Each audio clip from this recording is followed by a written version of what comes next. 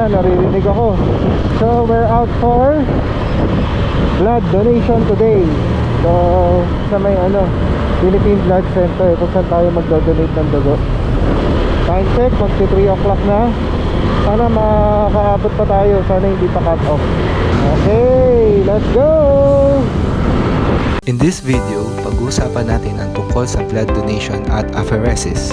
Friendly ang nag-attend sa akin kaya naitanong ko ang mga gusto kong malaman. Tara, alamin natin ang proseso. Ay, anong name mo ulit, ma'am? Sorry. Micaela.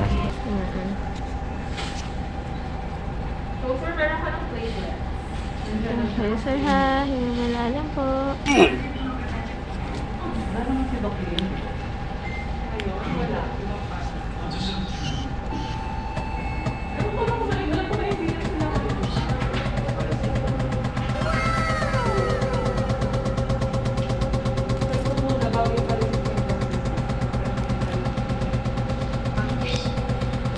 Okay lang, sir. Aside sa tusok, may masakit ka po. Hindi, wala naman.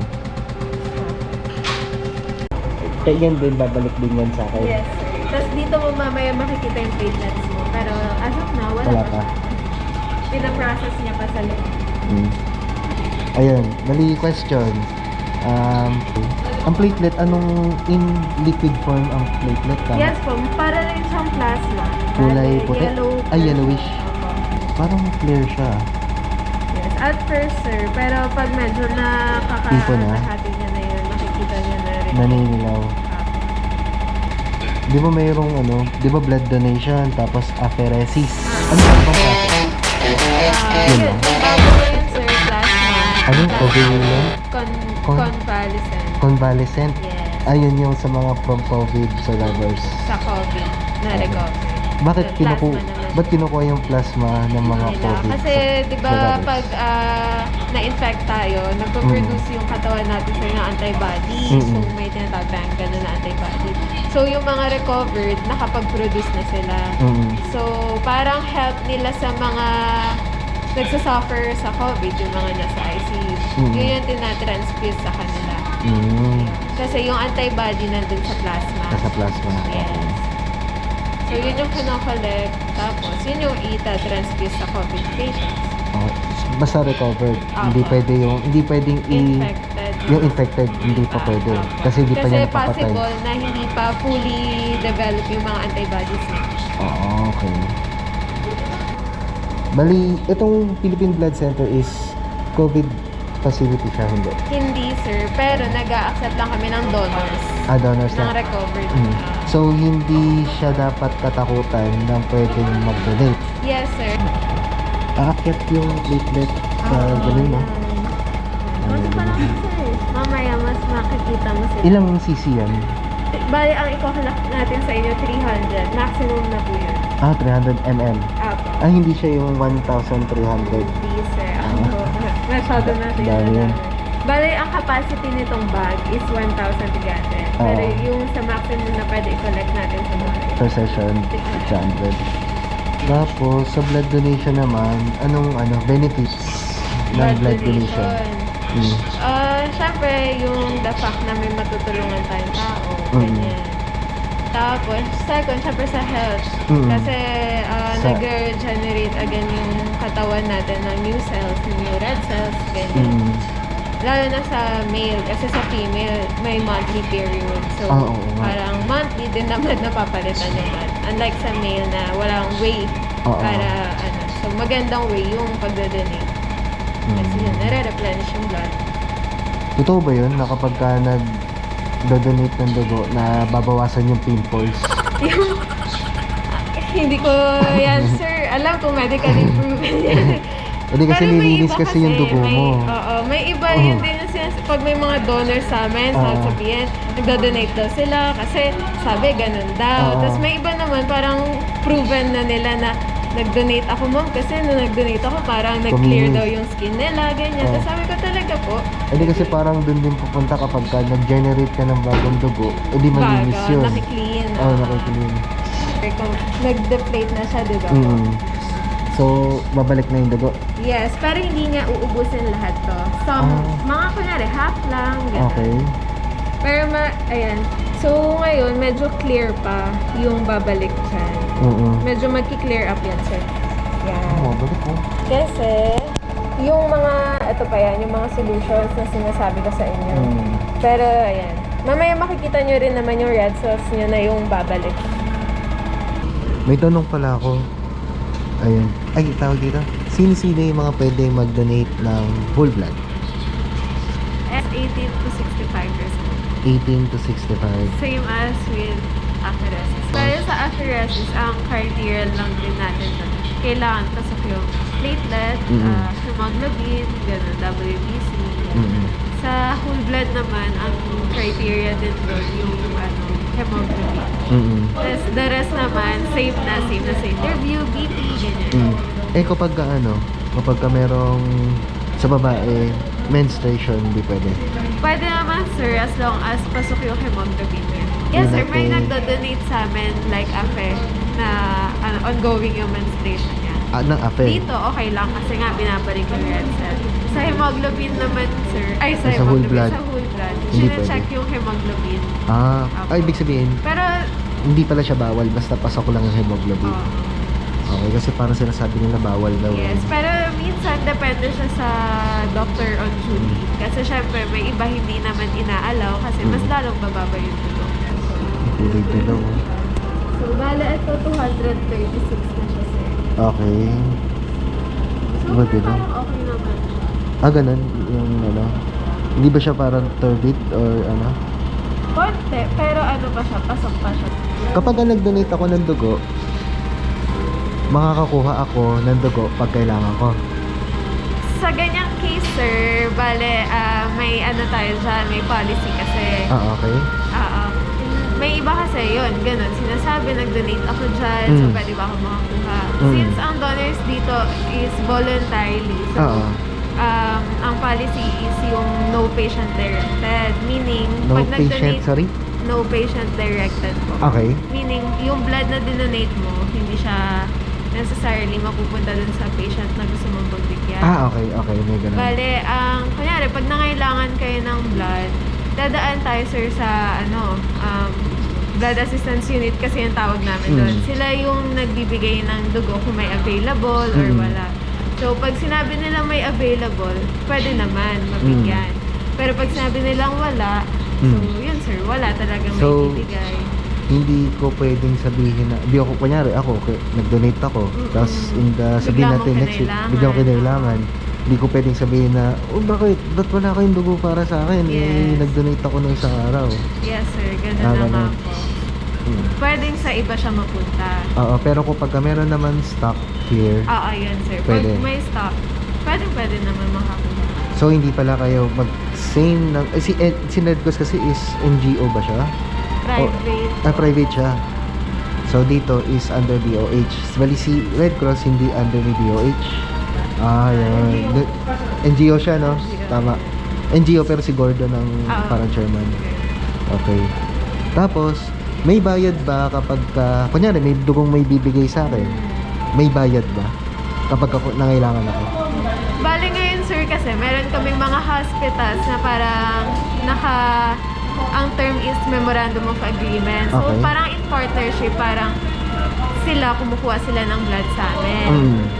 So, ang nangyayari ngayon, sir, parang si patient, pag kailangan niya ng blood, kay hospital na siya. Okay, ayos. Direct. So, kung depende na yun, sir, sa sa amount, sa price ni hospital. okay. Parang ganun. Pero minsan, like, may tinatawag din kaming kabalikat, parang ganyan. Yung mga kabalikat din, nakakakuha sila ng free kasi yung mga companies or agencies nila, nagdo-donate dito. Okay. So, parang may reserva silang dugo sa amin. Tapos, kunwari, agency namin kayo, di ba? May coordinator kayo na mag-a-assist sa amin na si ganito kailangan ng dugo. Parang Bigyan nyo, parang direct ganon. from blood center. Parang ganun. Okay. Pag ganun, free lang naman. Pero yung pag kunwari purchase, yung bibilin mo talaga siya. Kasi usually mga purchase, mga dialysis center. Kasi sila, hindi naman namin na-affiliate. So, binibigyan namin sila. Mga 1.5 to 1.8. 1.5 to 1.8. Yung dugo. Yes, iba't iba kasi ang price niya, sir. Ano ang bakit binabayaran yung dugo? Igaling lang naman siya sa donation. Yes, sir. Although free siya, I mean, walang binabayaran sa donor, ganyan, and all.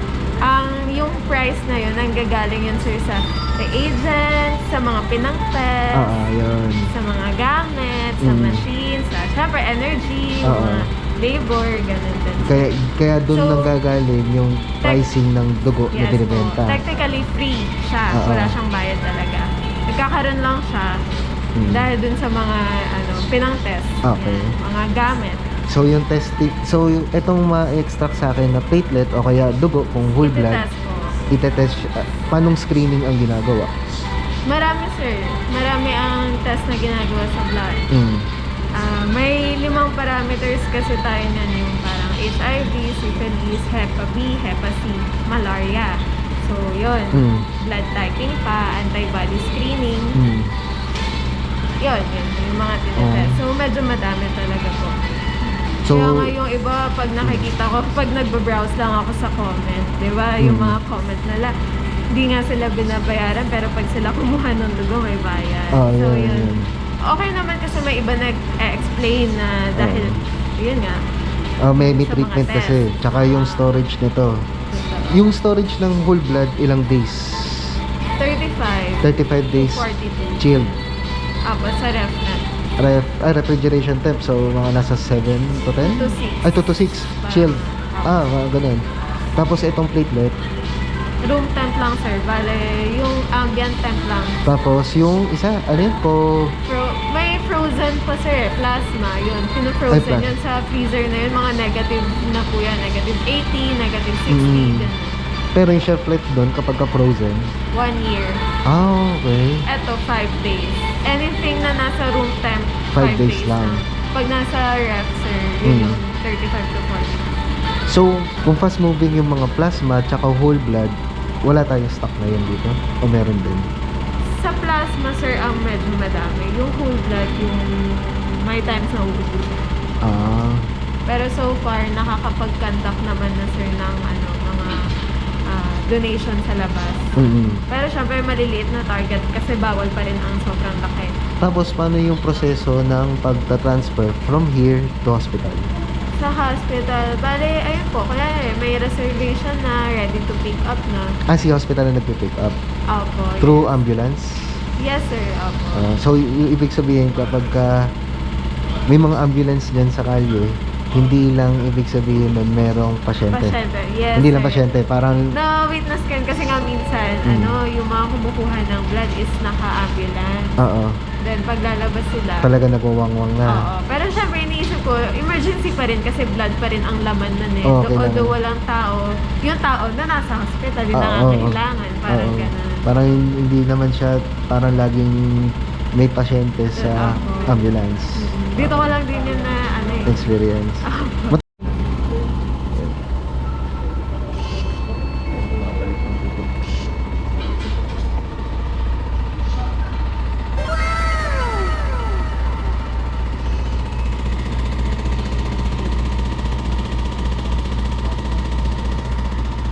Hindi mo pa siya mapapansin. So, medyo mahaba yung dadaanan niya. Ay, mabawal. Ito naman, sir, sa mga tubing-tubings, ipa-flash out niya lang yung mga headset. Bali, so, itong mga tubes na to, yung mga bags na yan, is single use lang. Yes, sir. Pati itong Disposable. silid. Lahat itatapon na kami. Okay. So, malinis. Yeah. Ang dami palang sayang nito. Oo, sir. So, Pero yun na. Pero, ewan ko lang din. Depende kasi siya sa donor. May mga donors na sisimot ko. As in, naubos. Nagpapalit pa nga minsan. Depende siya sa... So, for my case... Pero ito talaga, hindi ko pa na-witness na naubos. Ito lang. Ano ba ito isa, ma'am? Ito yung NSS, normal... Saline solution? Parang yun. Tapos ito isa? Acid citrate. Stick. Buti, nagigets mo naman sa yung mga pinagsasabi ko. Ano ba? Medical. Hindi naman, di ako medical, food tech ako eh. Pero alam, medyo familiar lang. Mga nakikinig lang. Yan, parang ihi. Pwede ba mag-donate ng taba? Ito ba? Oo. May labang ganun. Wala pa ako narinig, sir. Baka live Kasi po parang lang taba ito eh. Saan? Ito, Oo, babas parang- lang ayan. Pero yun nga, yung sa color niya, sir, medyo turbid tayo ng konti. I-message namin kayo sa next donation. Ay, may reminders naman na Sige. magpapass. So, i-compare natin yun sa makukuha natin ngayon tsaka sa susunod. Sige, para next time, pag pwede ako. Kita Alam natin ko kung ng... clear talaga ang Hindi, image magpa-fast ako para Maging pumuti clear naman. siya. Yan. As, Eto, sir, kukuha pa ako ng isang sample para pang CBC. CBC ulit. Ay, kanina nag-CBC na ako, tama? Apo. Bale, para lang ma-check natin kung okay pa rin yung platelets. Okay. So, yung kanina, ang value ng platelet ko is nasa 240? 260. Ay, 260. Apo. So, I expect na bababa siya. Mm-mm. Eh, paano pag tumaas? May ganun ko. Wala naman akong napansin, sir. Ang laki ng ugat mo, sir. Tingnan, nauna ka pa dun, sir. Malaki kasi ugat niya. Tsaka mas mababa. Ganun ba yung pag mataba, malaki ugat? Hindi. Wala naman. Sir, kasi may ibang malalaking tao, manipis ang ugat. Okay. Akala ko dahil Depende rin mataba ata ako siya eh. sa build ng katawan. May iba naman payat, pero ang Malaki laki ng ugat. ugat. Mahapdi lang kasi. Sige lang. Sakit lang kasi siya eh. Sorry.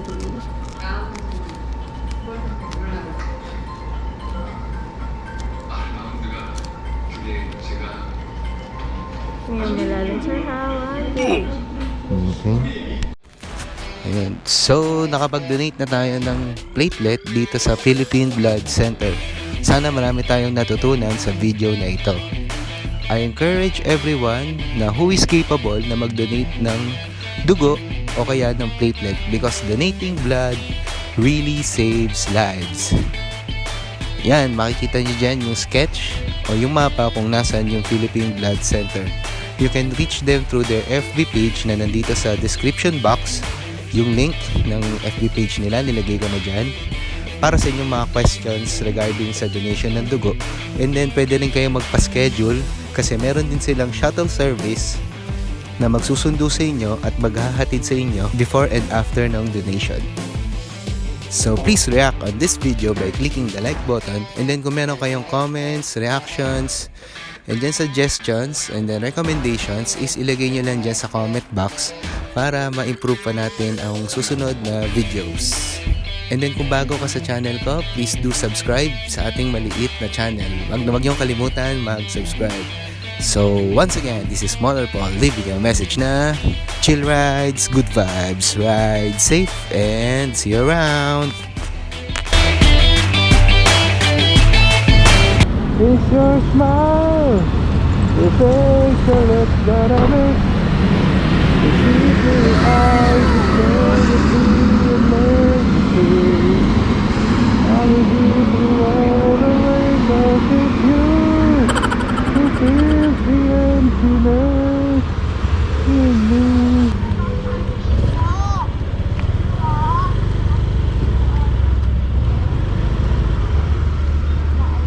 Sa inyo to, Tay? Oo.